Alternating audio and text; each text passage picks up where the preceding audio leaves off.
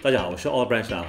So maybe you're wondering how some people, when they lose fat, they end up with excess saggy skin while others don't. Is it a genetic thing, or perhaps there's an underlying cause that might be actually affecting the outcome?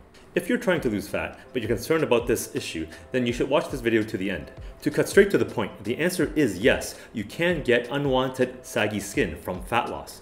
But this only happens when you have a special disease like Ehlers-Danlos syndrome, or the more common way is by losing fat too fast. And you can lose fat super fast by way of bariatric surgery or by just extreme dieting and exercising. When you do that, your body does not have the time to recycle all that skin back into its new body shape. And this is what basically Dr. Jacobs says, who is the assistant professor of the plastic and reconstructive surgery at Mount Sinai Hospital in New York City. There are other cases that are affecting saggy skin that you need to look out for as well.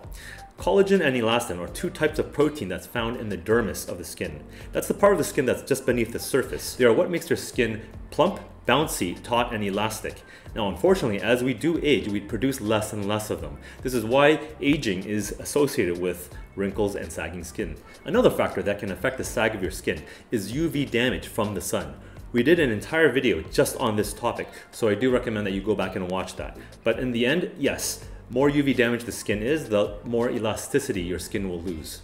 Free radicals and pollutants in the environment can also affect your skin's collagen and elastin's resilience, and this also includes cigarette smoke. And lastly is your lifestyle, of course, and that includes diet, exercising, smoking and drinking, and quality of sleep. Okay, so what can you do about it?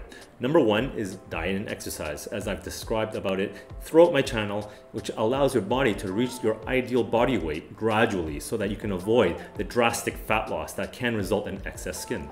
The exercise that experts mostly agree upon that can be most helpful to this is strength training. Holly Wyatt, MD professor of medicine at the University of Colorado, says this: building muscle by way of a solid exercise regimen with strength training work is always a good idea. Plus, it can make your skin look more taut.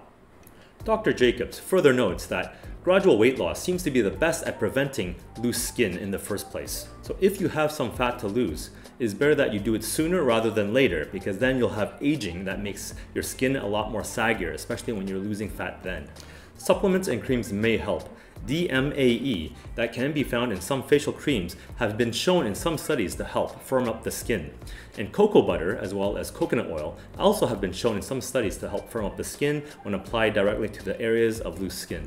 And lastly is the lifestyle that I mentioned above, and that does include eating a well-balanced diet, getting the exercise, getting quality sleep, avoiding smoking and drinking, staying hydrated for most of your days, and applying sunscreen when you do head outside.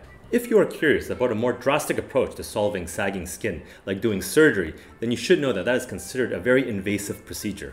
And if that hasn't dissuaded you, then you can gain all that fat back if your lifestyle was the same as it was before. And as a final point to make, Dr. Zuckerman of Zuckerman Plastic Surgery says this, that there's only an upper limit to how much the skin can stretch during weight gain and then contract during weight loss.